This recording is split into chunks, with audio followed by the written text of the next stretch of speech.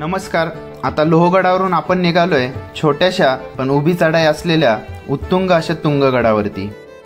गडमार्ग सुरू होण्याच्या आधीच गडाची माहिती आणि गडाचा नकाशा लावलेला दिसतो. गडाचा पायरी मार्ग सुरू होण्याआधी आपल्याला सुंदर व्यवस्था करून ठेवलेली वेगवेगळी स्मारकं बघता येतात आणि याची सर्व माहिती इथे लिहिलेली आहे. ही नक्कीच वाचण्यासारखी आहे. पायथ्यापासूनच गडाचा पायरी मार्ग सुरू होतो. या पायऱ्यावरून समजू शकतो की गडाचं संवर्धनाचं काम चालू आहे आणि हे काम सह्याद्री प्रतिष्ठानातर्फे केलं जात आहे. त्यांचे खूप खूप आभार. लोहगडावरून तुंगगडाला निघालं की तुंग समोरच दिसतो, पण गडाला पोहोचेपर्यंत आपण म्हणू शकतो तुंगाई देवीची प्रदक्षिणा पूर्ण होते. त्याचं कारण म्हणजे पूर्ण गोलाकार फेरी मारून आपण तुंगगडाच्या पायथ्याला येऊन पोहोचतो. तुंगगडाला तसा खूप कमी इतिहास आहे. 1657 मध्ये लोहगड विसापूर यांच्यासोबत तुंग सुद्धा स्वराज्यात सामील झाला. 1660 साली नेताजी पालकरांना गडाच्या सुरक्षिततेसाठी नियुक्त केलं गेलं होतं आणि 1665च्या पुरंदराच्या तहामध्ये हा सर्व परिसर मुघलांकडे गेला होता. पुढे चढाई करून आल्यानंतर अजून पायऱ्यांचं काम चालू असलेलं दिसतं. इथे आपल्याला दिसते आत्ताच्या काळात बसवलेली स्वराज्य पायरी.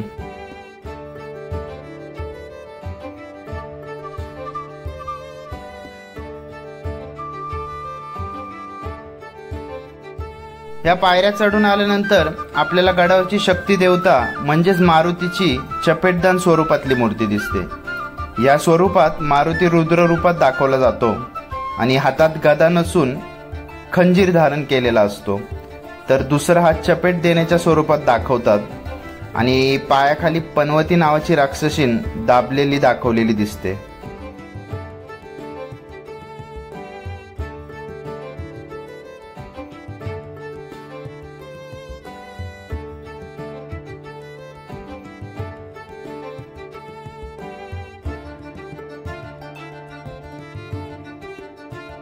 अजून चढाई करून आल्यानंतर इथे दिसते ती इंग्रजांनी मराठ्यांना भीती बसावी म्हणून उडून दिलेल्या पायऱ्यांचे अवशेष. हेनरी पार्टनर या इंग्रज अधिकाऱ्यांनी या पायऱ्या उद्ध्वस्त केल्या होत्या असा इतिहास आढळतो. इंग्रजांनी भरपूर गडावरच्या पायऱ्या तोडण्याचा प्रयत्न केला होता अशा गोष्टी इतिहासात नमूद आहेतच.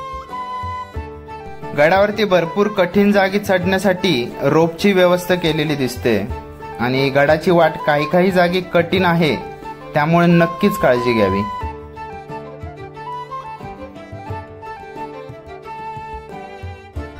गड वर चढत राहिलं की लक्षात येतं आपण काही गोष्टी खूप सहजपणे घेत असतो, त्या आपल्याला नक्कीच खोटं ठरवतात. कुठेतरी ऐकलं होतं तुंग सोप्पा गड आहे, पण गडाची उभी चढाई करताना दमछाक होते हे नक्कीच.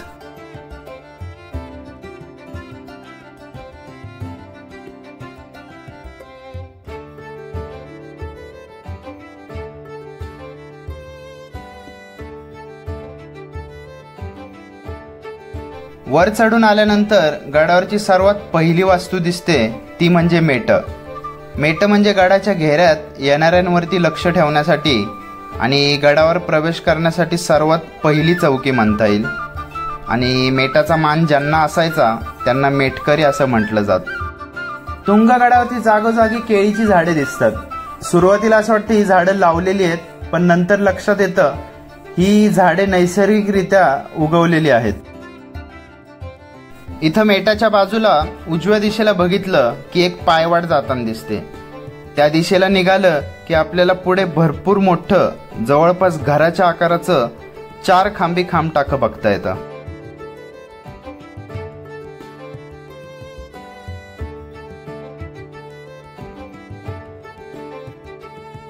खामटाक्याची रचना, जाणवणारा थंडावा आणि या पाण्याची चव जगात कुठेच अनुभवता येणार नाही हे नक्कीच.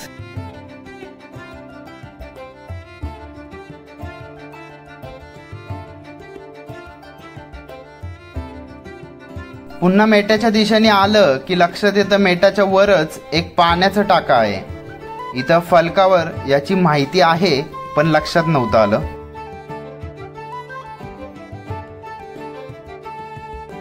हे टाकं जसं आत्ताच्या काळात पाण्याची टाकी बांधून पाणी वर चढवलं जातं, तसं हे वरती असणारं नैसर्गिक पाण्याचं टाकं बघून नक्कीच चमत्कारापेक्षा कमी वाटत नाही.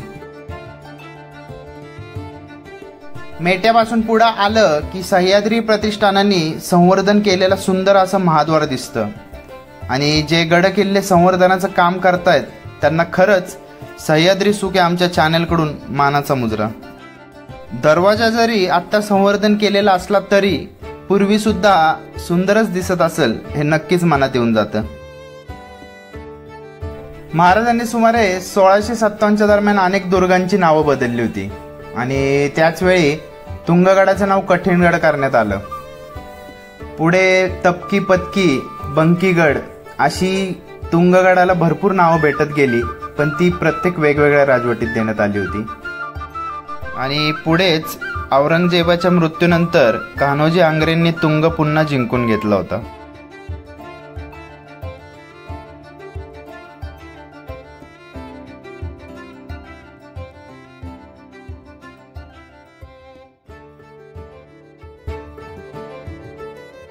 पुढे महादरवाजातून समोर कड्याच्या दिशेने दोरीच्या सहाय्याने चालत गेलं की आपल्याला मार्ग घेऊन जातो गडावरती असलेल्या एकमेव बुरुजावरती. तुंग लोहगडाच्या दिशेने बघितला की भव्य 5 पायऱ्यांसारखा दिसतो. म्हणजे जवळपास 5 टप्पे चढून तुंगगडाच्या तुंगाई देवीपाशी पोचता येतं. या बुरुजावरतून सुंदर निसर्ग, पवना नदी आणि तुंगगडाच्या सर्वात वरच्या भागाचं सुंदर असं दर्शन होतं. पुन्हा मुख्य दरवाजाच्या दिशेने येऊन गडाकडे चढायला लागलं की आपल्याला जीभी रचनेचं हनुमान द्वार दिसतं. बुरुजाची भिंत लांबसर बांधून शत्रूपासून द्वार लपवलं जात आणि महाराजांनी राज्यव्यवहारात अशा द्वारांसमोर बांधलेल्या भिंतींना जीभी असं संबोधलं आहे. द्वारातून आत येऊन आपल्याला देवड्या दिसतात.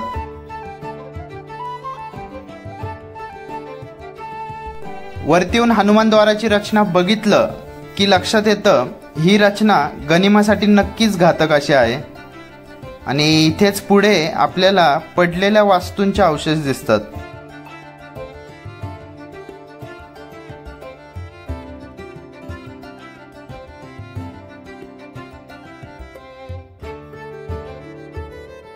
पुढं कड्याच्या शेवटी चालत आलं की इथं झेंडा लावण्याची व्यवस्था दिसते आणि समोरच दिसतो तो अथांग असा सह्याद्री.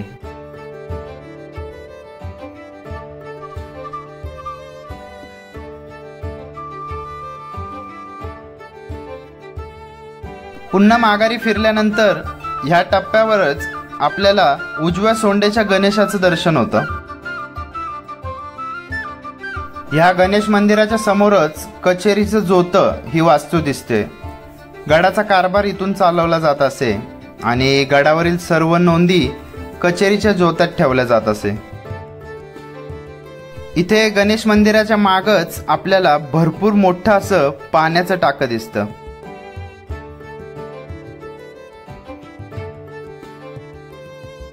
गडाचा अजून एक टप्पा चढून आलं की गडाचा सर्वात वरचा भाग आणि पडलेल्या वास्तूंचे अवशेष बघता येतात.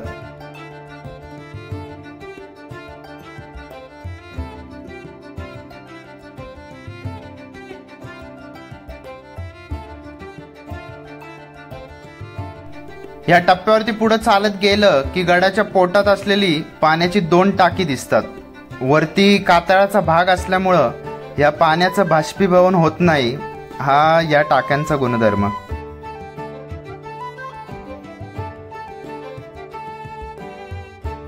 सर्वात शेवटी गडाचा अजून एक अवघड टप्पा येतो, म्हणजे ही असलेली उभी चढाई. इथे पुढूनच आपल्याला लोहगड आणि विसापूर गडाचं दर्शन होतं.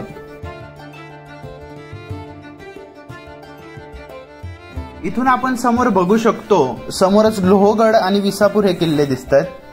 इथून आपल्याला लोहगडाचा विंचूकडा सुद्धा बघता येतो.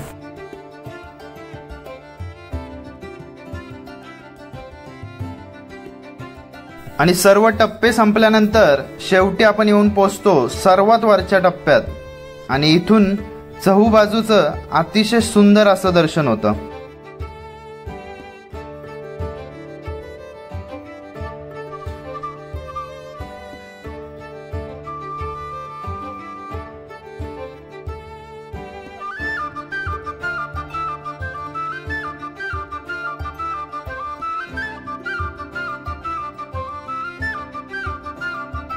गडाच्या सर्वात वरच्या टप्प्यात आपल्याला पाणी साठवण्यासाठी दगडात तयार केलेली एक टाकी दिसते, ज्याच्यात पूर्वी खालून पाणी आणून भरलं जात आणि सध्या ही फुटलेल्या अवस्थेत आहे. पुढे तुंगाई देवीचं दर्शन आणि महाराजांचं दर्शन घेतलं की सर्व थकवा निघून जातो.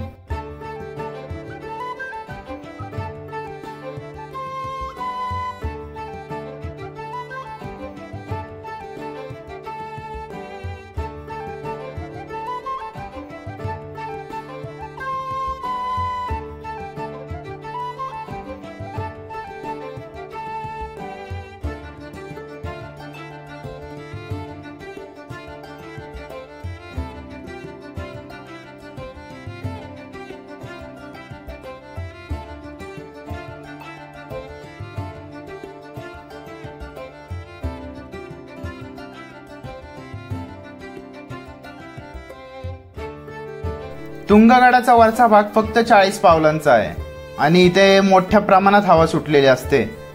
एक चुकी जीवाला धोका निर्माण करू शकते, त्यामुळे गडावरती येताना योग्य ती काळजी घ्यावी.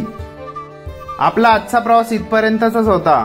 नक्कीच तुम्ही गडाला भेट द्यावी, फक्त योग्य ती काळजी घेऊन. भेटूया आपण लवकरच पुढच्या व्हिडिओमध्ये. चला तर मग, छत्रपती शिवाजी महाराज की जय, छत्रपती संभाजी महाराज की जय.